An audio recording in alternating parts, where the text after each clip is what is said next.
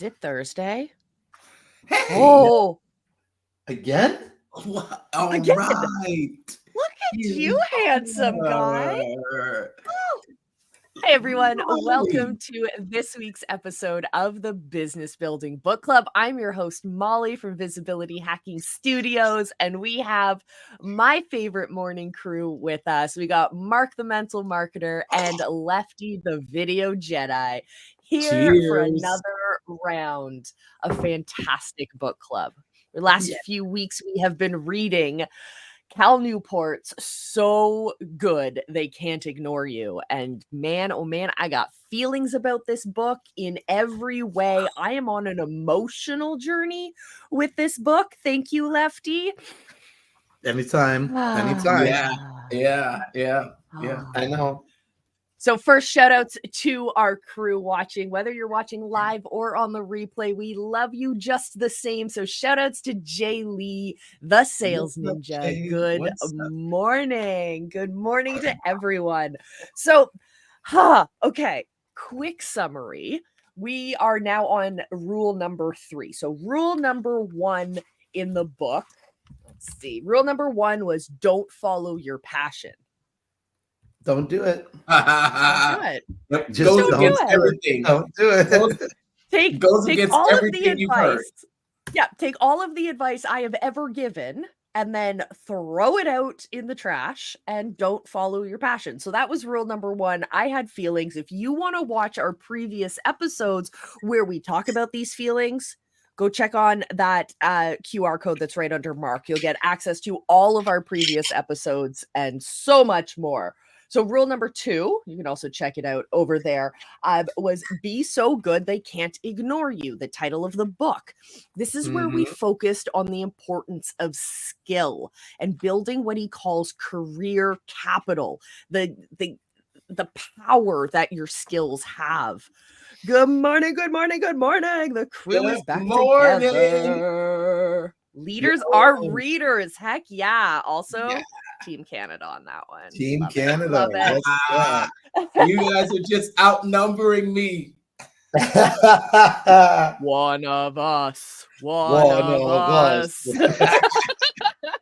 Can I then, an honorary yes. Just a knighting?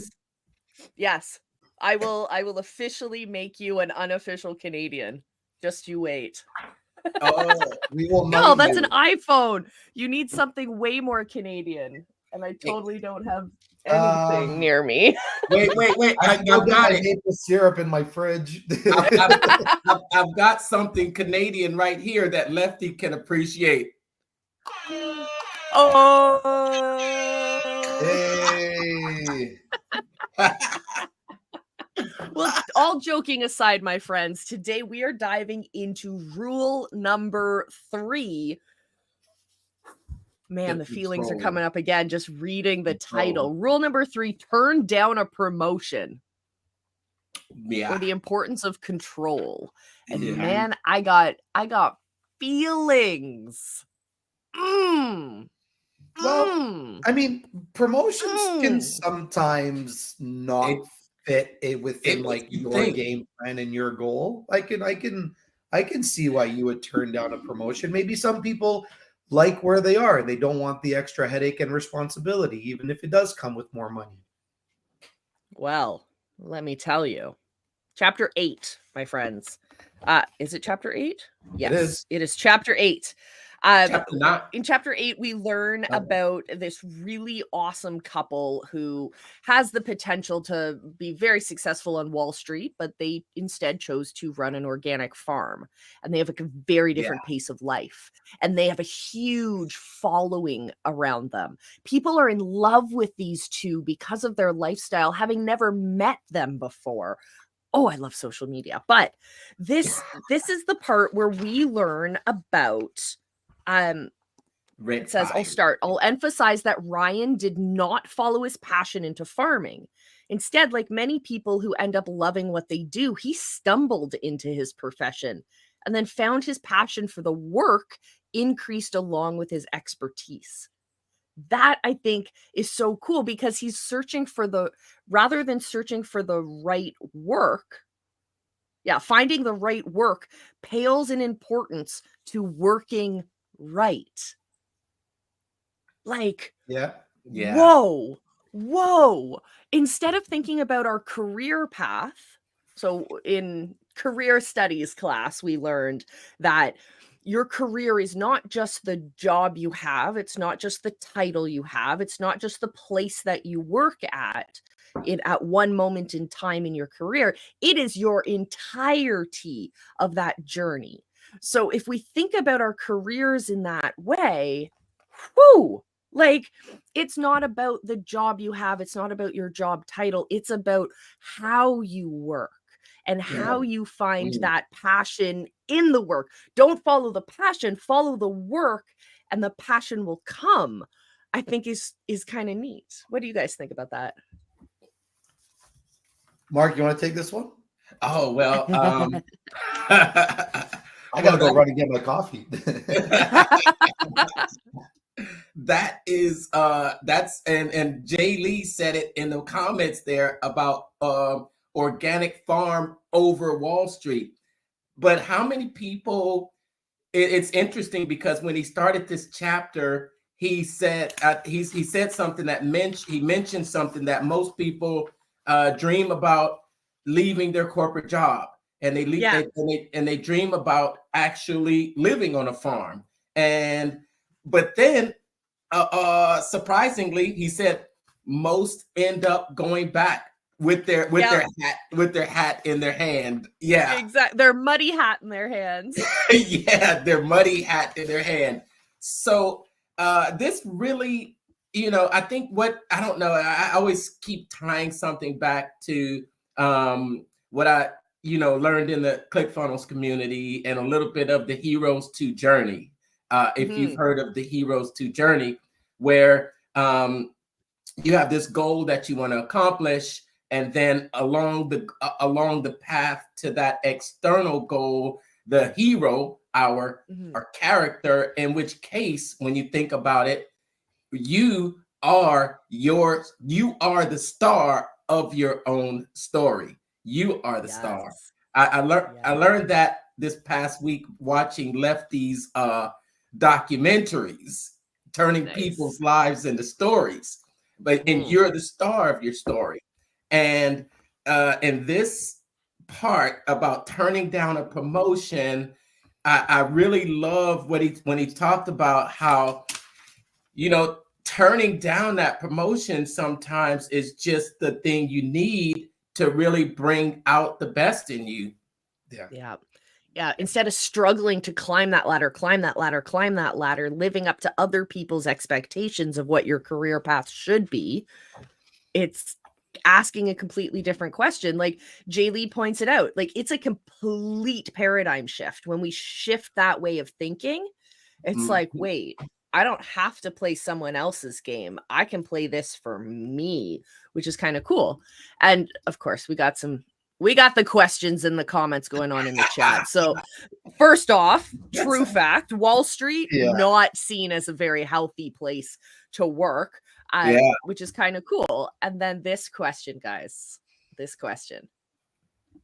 do you want a mountain of money or a river of money?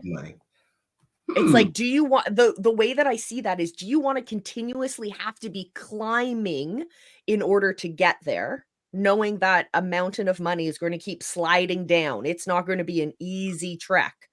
Or do you want to be able to stand on the riverbank, and when you need money, you scoop down and you grab it, and then you go back to living your life? Like, man, I'd like one of those machines. That's like one of those. Or would you rather have a money gun? Yeah, exactly. Oh, I love it. So in this chapter, he introduces the concept of control, which I think is really important. And that's what sets this couple who lives on the farm, Ryan and Sarah, apart from all of their Wall Street counterparts. Their Wall Street counterparts are trying to climb that mountain of money. They're slipping, they're sliding, they're having a rough go at it because they're playing someone else's game. Ryan and Sarah decided to say, no. We want to do something different. We want to control our time. We want to control our resources. We want to control our output. And so they now have built their life around control, which is a cool concept. But he takes it a little bit further in this book. But we'll get to that in a sec. So he says, giving people more control over what they do and how they do it increases their happiness, their engagement, and their sense of fulfillment. I'm like, this is brilliant. This is old school management advice of like how to get the most out of your employees. But do we ever take that advice for ourselves? Let me ask, how has your experience been with control? I live for control. Are you on the far side of I have to control everything, or are you somewhere in the middle where you're able to give up some control, or are you without control? You're just like frantic. Like, I'll give you an example. Like, I have someone that gets in a car with me, and as I am driving, they're telling me to stop, look for that light, go right here. Did you see that? Why are you going that fast? Yes. No, I am not that. So I want to take this and shift it just a little bit more. I want to take it a little bit further because I find the word control leads to those backseat drivers, and that's never good for anyone. I want you instead to think of the word autonomy, your ability to make decisions on your own. Good. So I seek autonomy in all the work that I do. I like to have the information, have the resources I need, and then close my door, headphones on. I'm going to produce now. I don't need to ask questions while I do that. I do need to ask for authority when I do that. I can just do it. I can work on my own. Autonomy comes from not only having the information and the resources, but also having the skill. And I think that's what I'm really starting to realize in this book is the importance of skill and leaning on that as well. Because you can have two people who have the exact same information in a briefing book, but one can work autonomously and the other one has to continuously ask questions because they lack the skill set and the experience that comes from that. To answer your question, Mark, I seek autonomy, but I feel like I'm living on the edge in a very adrenaline seeking kind of way when I step into a place and I don't have control, if that makes sense. Yeah, and the context that he's talking about is really in the context of a career, a 9-to-5, and being, for lack of a better word, in a cubicle, you know, and I think that's the context he's coming from, not so much as an entrepreneur. I don't know. I think we as entrepreneurs go to be entrepreneurs because we kind of want that autonomy. I love the way you put it, not control, but autonomy. That and I think for me, sometimes that's been an Achilles heel for me in the entrepreneur world, because of that control. And when he talks about it, giving people more control of what they do and how they do it increases their happiness, engagement, and sense of fulfillment. I think it's true. I think it's true, but I think to a certain point with it, I've had to learn that I do get a sense of joy and fulfillment being able to make those decisions, but being able to let others have input too. I just say for myself and my experience with control, it's been an Achilles heel for me a little bit. Lefty? Lefty, tell me how you really feel. No, why? As if I'm about to drop all this negative energy. You know what? Yeah, I'm gonna go with Mark. I used to be such a control freak where I was like, no, I have to do it my way and this and that and whatever. But I've learned, like, first of all, I've learned that doing it with others, even though, like, if I'm doing a specific task, yes, I'm doing it on my own. Yes, I have the control to make the decisions and whatnot. But every time someone will come to me and say, hey, I would rather have this look like that, or can we do this instead? That just gives me opportunity to get better at what I do and think about how I'm going to approach things maybe for the next person, right? Because what I do is, like, I always have notes, right? I write down everything that people tell me. And even though I do have, okay, let's say 90% control, that 10% for me, where it's that collaborative feedback section, that is the most important piece to me. And like it like, my wife likes to say that I have like only child syndrome, even though I have siblings.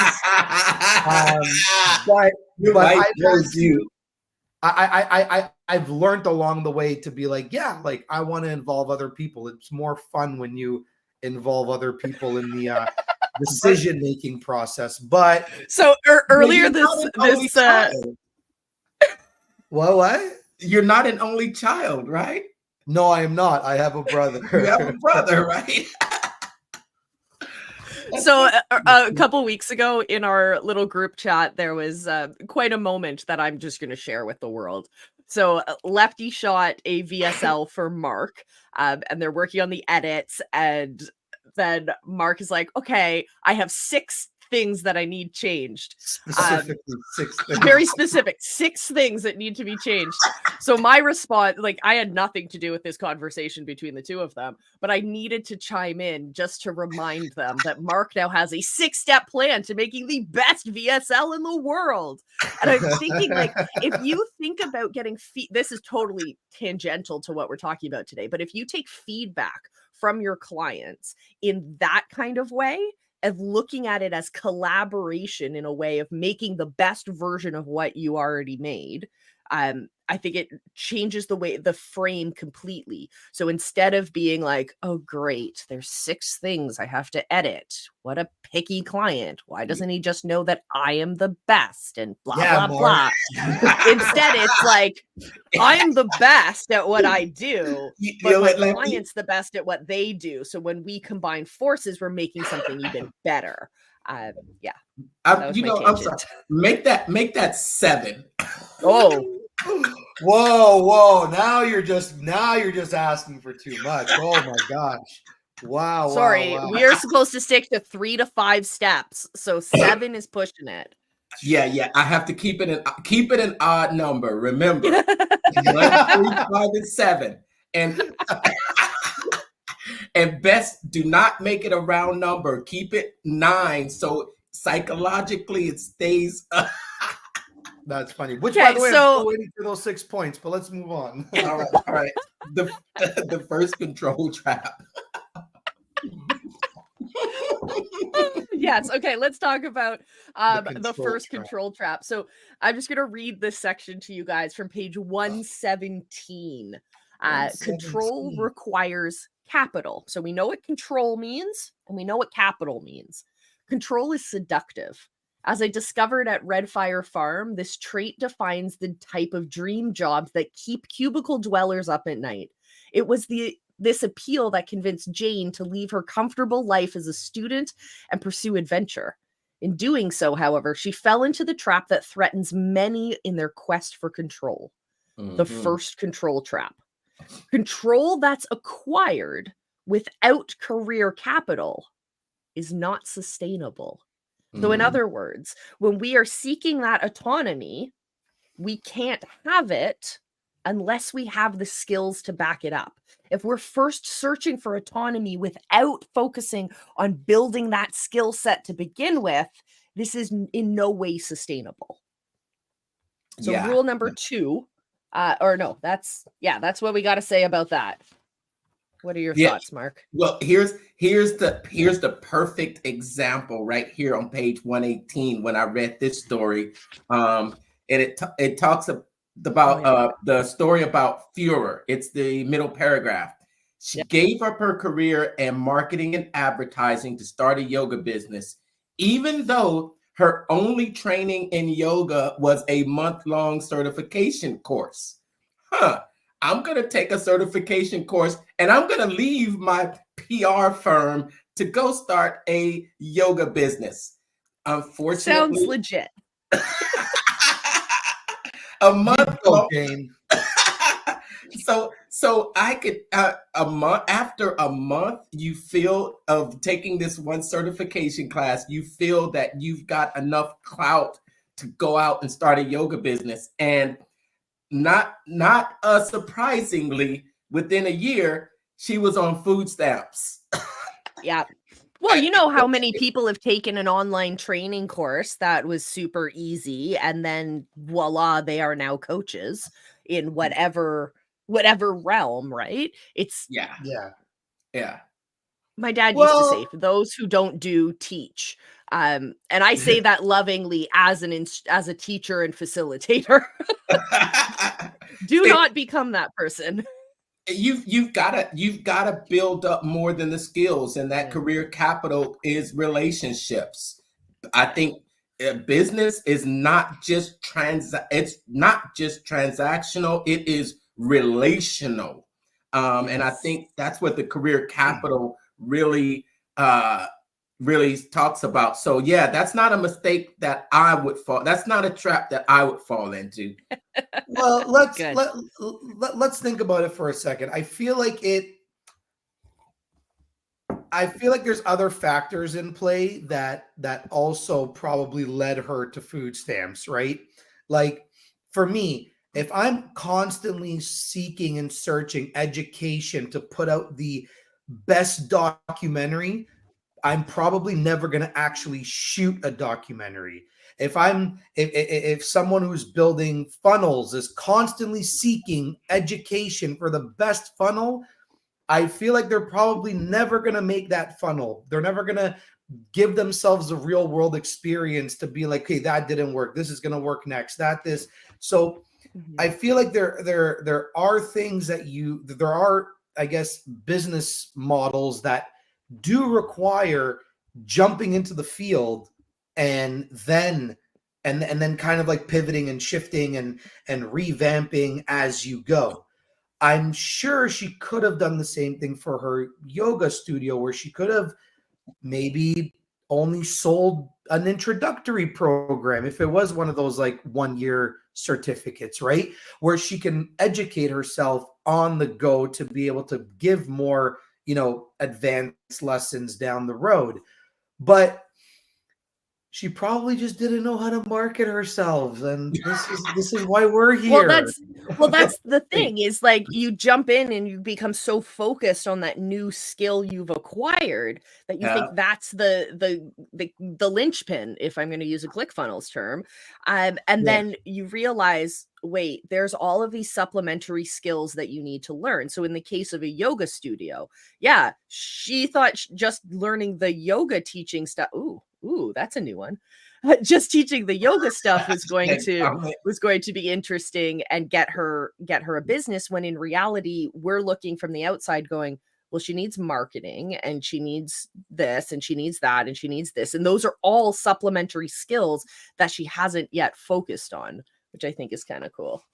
Yeah, it takes a lot more than the passion. Yeah. I mean, you can have all the passion in the world, but maybe her best route would have been to try to be an employee of a yoga studio first, to gain some relationships and also gain the mentorship, the industry connections that would come from that. Yeah, Lefty talked about going out there and doing the thing. We talked about this last week. We talked about the 10,000 hour rule, which is now could be considered, maybe it's the 5,000 hour rule. Yeah. I was thinking about that actually this week. So there's like passive learning and then there's active learning.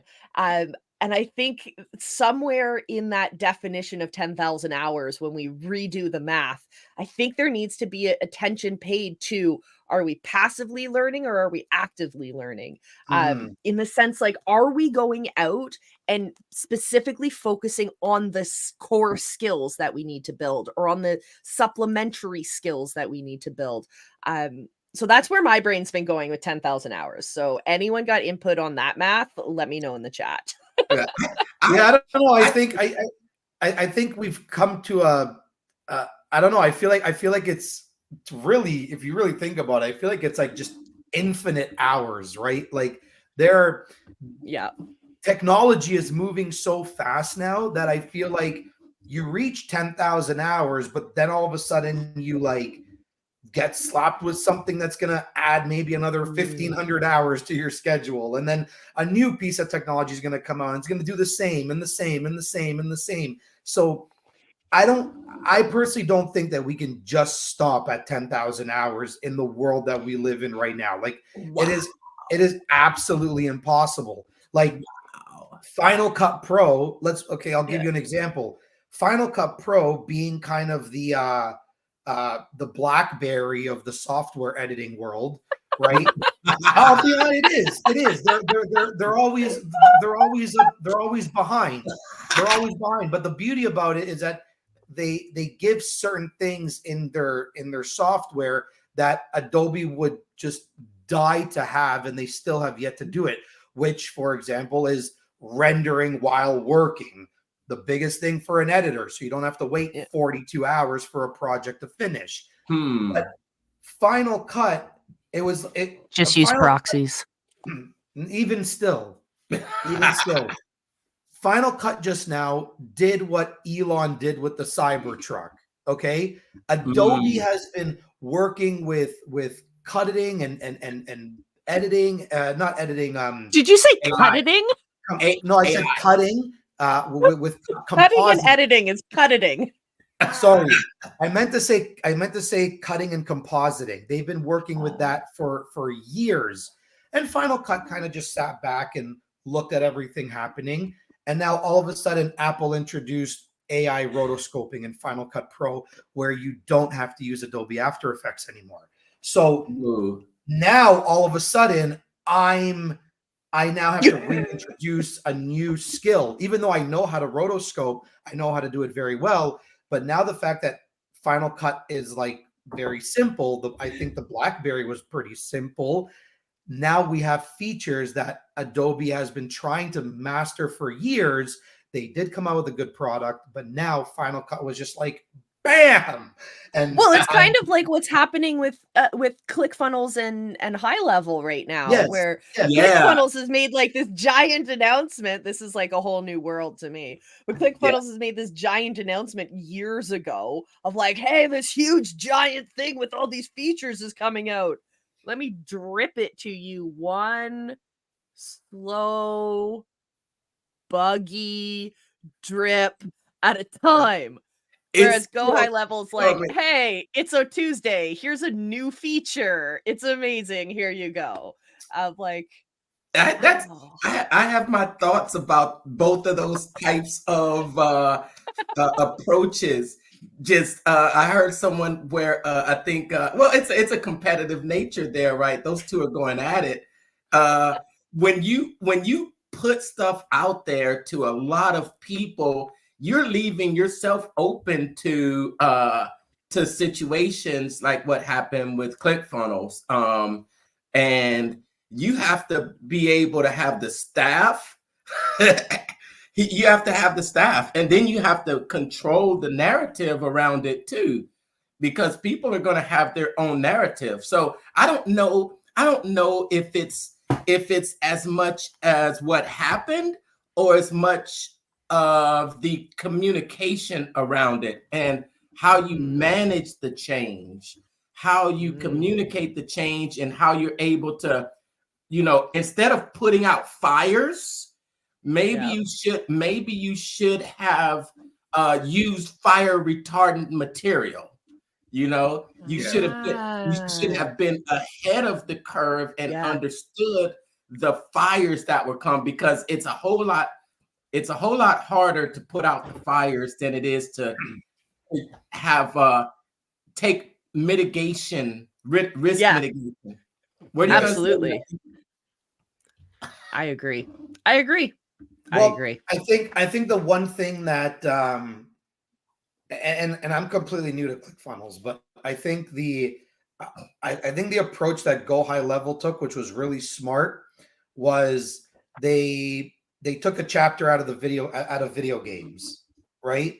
They said, we're going to give you a product, and then we're going to do live updates, live upgrades, live this as we go. We're just going to constantly update as we go. Where what I've noticed in the short period of time that I've been with ClickFunnels and what I've heard from other people is that they have to make something perfect, although it still ends up coming out buggy. They wait to release, and they keep people in this like limbo where if you took a video game approach where, yeah, you might get a glitch, you might get a bug, you might get this, but you're constantly getting updates throughout the day. It's like it's constantly evolving and updating itself. So I think it's just like a matter of like just getting out there in the world and kind of honing in on the skills as you're developing yourself, without having to wait for something, because the more you wait, the more someone else is gonna, take those ideas from you. Well, let's slide into chapter 10, which is the let's jump into chapter 10, which is the second control trap. There's a second trap. Oh my God. Second trap. So this is the second control trap, which warns that once you have enough career capital to acquire more control in your working life, this is what we've been talking about this whole episode, you have become valuable enough to your employer that they will fight your efforts to gain more autonomy. Mm-hmm. Dun, dun, dun, dun. So this is clearly written for employees within organizations, but I'm curious to know how you guys take this in the entrepreneurial space. Affiliates. Have you had experience? Have you had experience in corporate America? I was a corporate ladder climber for 2 decades. I refuse to climb the ladder. Oh, really? So I am in this place of like, I seek autonomy. So I might be considered one of the lower people on the ladder, but I have almost full autonomy over what I do.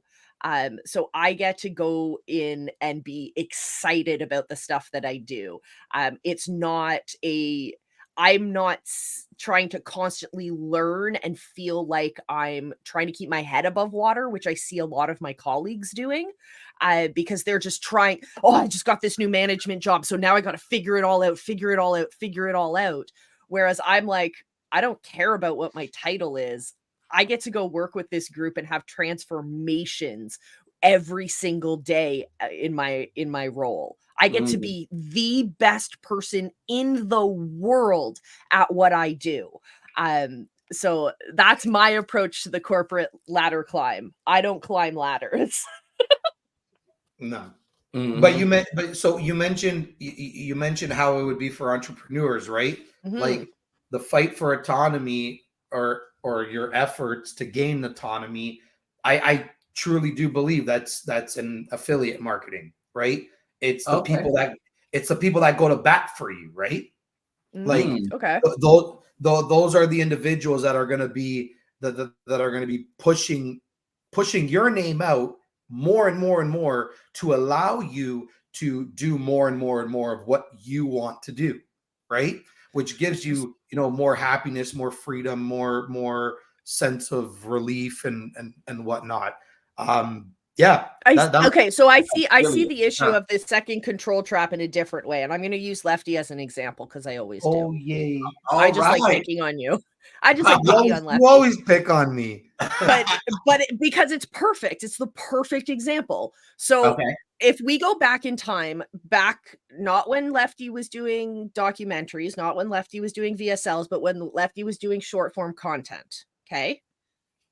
Lefty gets really good at doing his short form content. He gets known for doing short form content for certain people. We all know that's a lefty. That's a lefty video. That's a lefty video. This is great. Lefty's really good. Lefty's the guy to go to. But then when Lefty wants to evolve out of that because he recognizes the landscape, he's growing his skill set, he's become so good at that one pigeonhole task that maybe it's not, I don't think it's his affiliates. I see it as more of his potential clients are the ones who go, wait, I need you for short form content. And I know Jim Beard in the visibility hacking world, he got pegged as a video editor. I'm like, that's not even close to what his superpower is, but people saw him as a video editor. So they just approached him there. They kept his autonomy down. They tried to stop him from growing out of that to the next evolution of him as an entrepreneur. Same with Lefty. There was a time and place where people pegged you into that spot and it kind of became a pressure stopping you from growing. Lefty doesn't get stopped from growing. He goes, oh, there's pressure. I like this. Bring it on. And that makes him evolve even better. But I think when you get really good at a certain skill in entrepreneurship, you get pegged into a hole, and then that may stop you from being able to evolve. What do you guys think about that? Yeah. Same with you guys in the chat. You guys are chatting up a storm. Yeah, you chatty cappies. Chatty cappies. What's up, everybody in the comments there? Carlos, administrator. He worked in Hollywood land. Yeah. Yeah, I mean, like, it's true. It's true. Like, I feel like people, I feel like people categorize you in a certain way, and then like you're kind of known as like that guy or that girl, you know? But it's up to, like, again, it's up to you to correct them, right? Yeah. If you just kind of let it slide, think about it like when somebody, like, and I get it all the time, think about it when somebody butchers my name. If I allow people to continue to butcher my name and I don't correct them, everyone's just going to start calling me the butchered version of my name, right? It's up to me to say, no, this is how it's actually pronounced, or no, that's not what I'm known for. This is actually what I do, right? And I feel like when you start off as an entrepreneur, you are kind of in like a little bit of like a money hungry phase. Like, let's be honest, right? You're trying to none of us put ourselves through this amount of headache if it wasn't for the money. In some way, money, whether it's the impact we make with the money or it's just the number in our bank account, there's no way we would do all of this work without some sort of reward. Hey, yeah, well, I think it's like that first. I think it's like that first 6 months to a year where it's just like money, money, money, money. So yes, you can call me whatever you want. Yes, I'll do that, you know? And then you kind of realize, like, whoa, no, like, I don't, like, that's not actually my title. That's not what I am. That's not what I do. And I just, I mean, as plain Jane, even though it could sound a little harsh, like, I just didn't care enough to like let people put a certain title on me for too long, right? Like, I was just like, no, that's not me. This is what I'm doing, straight up. Too bad, so sad, right? Like, right, where a lot of people do have like a tough time getting into their shift and like their pivoted areas and sections where they want to be.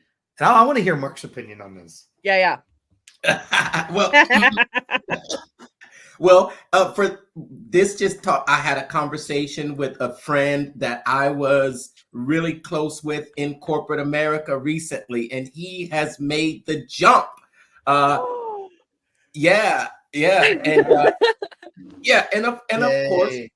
of course, I'm awesome. And interestingly enough, this was just last week, and we're gonna help him build the funnel for his new podcast that he started. And we were both in the auto insurance claims world for a long time, and he was expressing to me pretty much the same thing about how he stayed in it a little bit. I think we became friends when I first started working for the Fortune top 10 company. And I went in that company and I did things that were unheard of. I leapfrogged over hundreds of people. I went in with a single focus, but I credit this guy with giving me some help and an opportunity. And I'll never forget him for that. But he was talking about how he's trying to move into a different area and how he's finding the same thing. It's that he's not being given the opportunity to express himself and his thoughts. And I think it might be because he's tied up in this slow moving corporate America cog. And it's not. And it sounds like he's got that second trap where he's become so valuable that they don't want to keep him moving.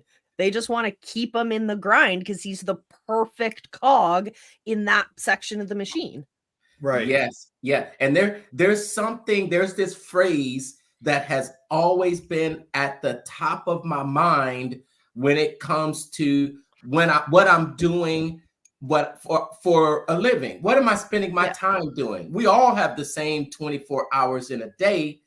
So what am I spending my time doing? So there's this phrase that I've heard that has been my guiding principle. And that phrase is that you are either living your life you're either living your dream or the dream of someone else. Yes. Yes. And that's true. That's true. If you're working for yourself, you're living your dream. But if you're sitting behind the desk in a 9 to 5, you're living someone else's dream. You're either living your dream or the dream of someone else. And when you're living your dream, you've got the opportunity for more control. You've got that opportunity for more control as long as you handle the control effectively. That's what I say. I agree. So let's talk about avoiding these control traps. And this is where this is chapter 11, where he introduces the idea of the law of financial viability, which, I'm just going to say it. Shout outs to all of my mentors that we've been having these conversations the last month where they're pretty much beating me over the head with this. So I like that it's showing up in different areas of my life as well. But the law of financial viability, when I explained after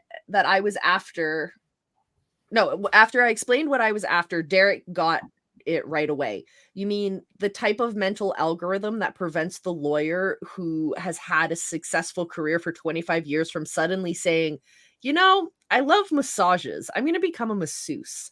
He asked. Yeah. That's it, I replied. Derek thought for a moment. I have this principle about money that overrides my other life rules, he said. Do what people are willing to pay for. Yep. Let me just repeat that again. Yep. Do what people are willing to pay for. It sounds so simple. Simple. It's like a one-line sentence. It's like, yeah. All right. We don't need the book club anymore. We've solved the world's problems. Do what people are willing to pay for. That's marketing. Have a great night. Derek made it clear that this is different from pursuing money for the sake of having money. Remember, this is someone who gave away $22 million and sold his possessions after his company was acquired. Instead, he explained, money is a neutral indicator of value. By aiming to make money, you're aiming to be valuable. He also emphasized that hobbies are clearly exempt from this rule. If I want to learn to scuba dive, for example, because I think it's fun and people won't pay me to do that, I don't care. I'm going to do it anyways, he said. But when it comes to decisions affecting your core career, money remains an effective judge of value.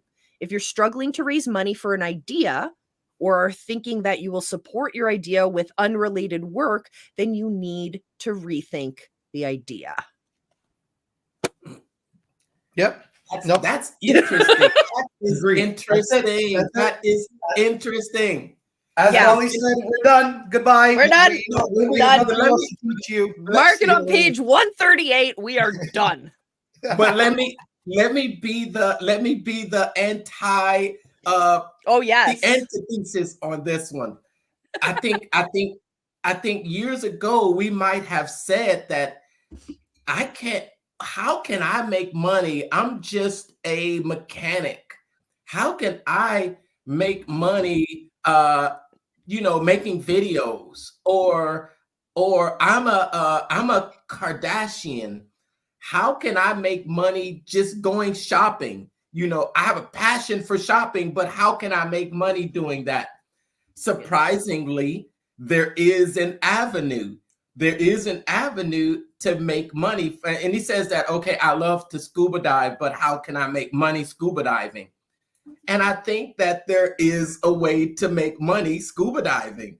I think the dynamics have changed when it comes to actually considering what you're good at, and what you love doing and what you make money doing.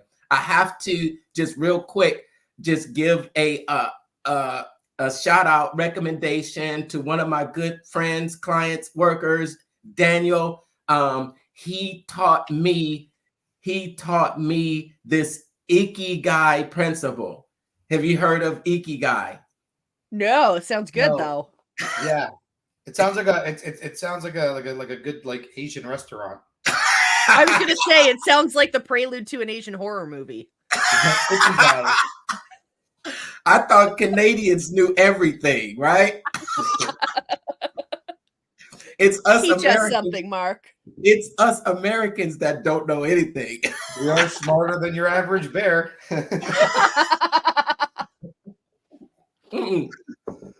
So we sat down and we did this exercise, and he asked me to put everything that I love doing in this box, everything that I make money, I can make money from on this area, and then we drilled it down into this category that what you love to do and what you make money to doing and what's fulfilling. And I broke mine down into sales and marketing. I love sales and marketing.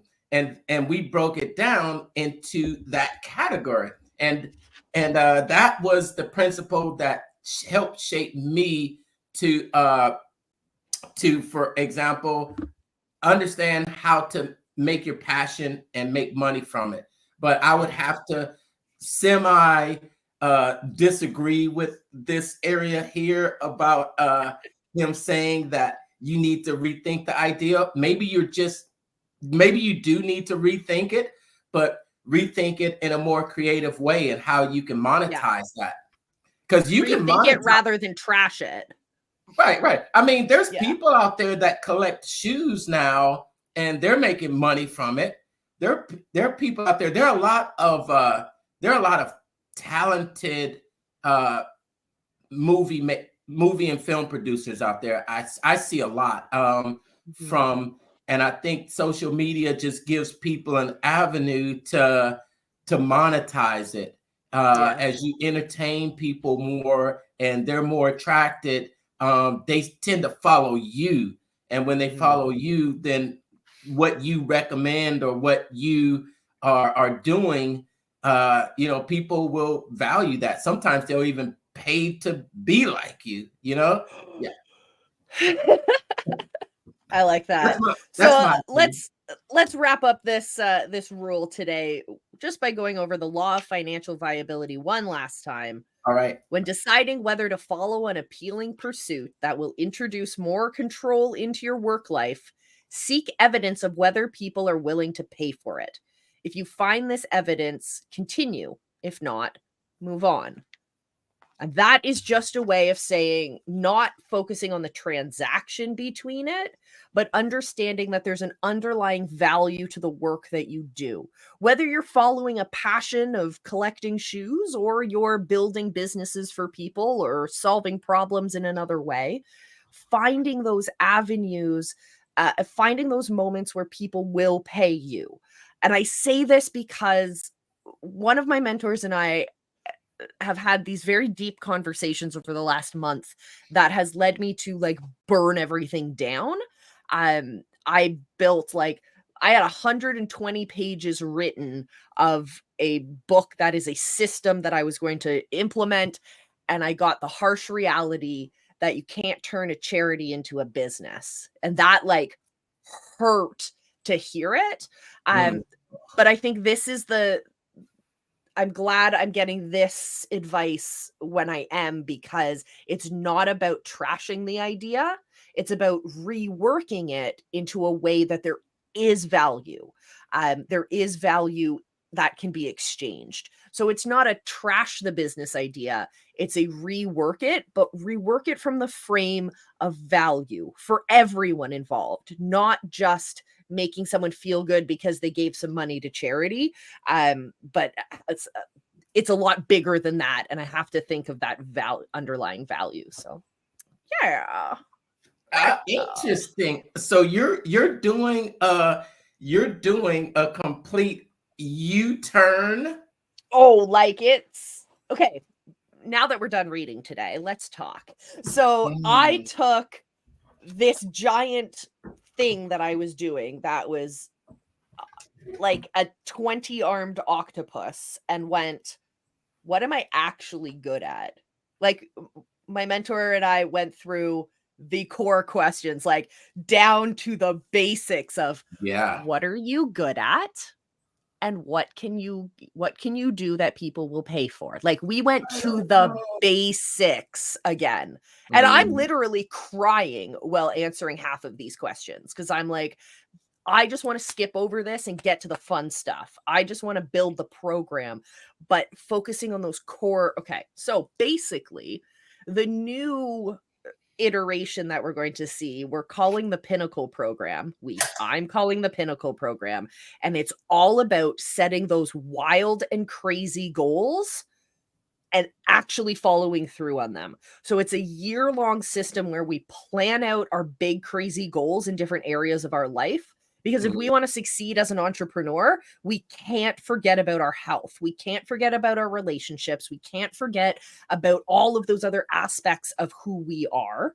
No. So we focus on that. We plan that out, and we have monthly, quarterly goal setting sessions. I'm all about facilitating and crazy ways of getting creative in how we plan things. So we have workshops regularly. There's going to be so much, and I'm so excited. But it's all about planning, achieving, and conquering. So that I think that's super interesting. Because you went deep.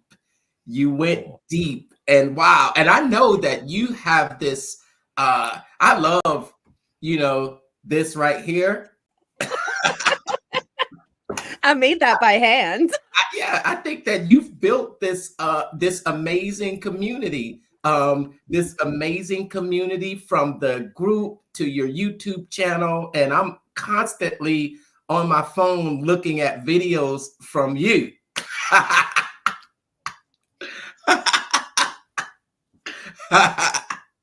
So I'm so excited for what's going to happen. I will be very soon looking for beta members. Just saying. Oh. Just saying. Yes. Well, if everything goes well in the next 2 weeks, I mean, you guys might see a lot less of Lefty. I know, sad. A lot less of Lefty. That's right. Hold on. If everything goes right, we will see less of Lefty. Correct. Explain the math. Explain the math. I could be potentially be traveling the entire world for 12 to 18 months. So that would Oh, be bummer. I know, what a bummer, but shoot. But I won't be on Sucks. social media. I won't be on social media as much. So the what will you everything be goes doing right. while you travel? Sorry? What are you going to do while you travel? I would be filming a documentary. Oh, bummer.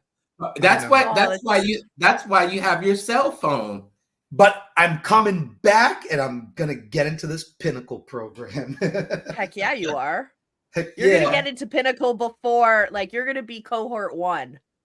All right, I'm gonna be. And that way we can plan the crazy goals that you're gonna do on your 12 to 18 months away, and we'll actually have a plan in forward, so that you're not just getting distracted by beautiful beaches and right.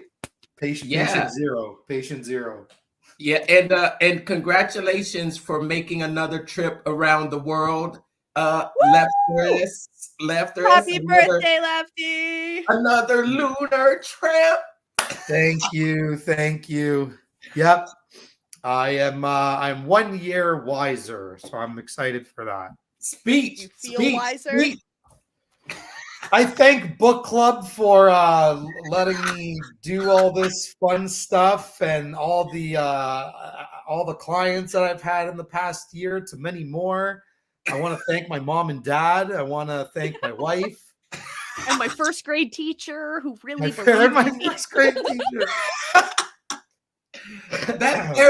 That very first DJ set you bought me, Mom, it took me on a journey I could never have imagined. Oh, it did though. I would like to thank Carl Cox for that first record. It really blew my mind. Thank you. And Marshall Jefferson for inventing house music. Yeah. So that's it. 37 years old. I'm gonna be 1 year wiser. Yeah, when does that kick in? Cool. Oh, when does that kick in? Well, October. I'm gonna be a child for life. Yes. That's funny. It's funny that your wife says you have the only child syndrome. I'm like, wait a minute. Yeah, she says that because she says that because of, sometimes I'm like me. Yes. All right, let's wrap up this episode, my friends. Thank you all for joining us. For those of you who joined us live, love you. For those of you who joined us in the comments, love you even more. And for those of you on the replay, love you all night long. Come back. Join us next week. Same bat time, same bat channel, 7:30 Eastern. Yeah, we like to get up early. 7:30 Eastern every Thursday morning. Next week, we're going to close out this incredible book. We're going to show you our next book, which could be really exciting. Might be an author you may have heard of, may not have. Who knows? But yeah, you're going to join us next week for that one. We'll talk about it. And until then, have a wonderful day. Read up. Keep reading, be amazing, and remember, we love you. Be excellent to each other.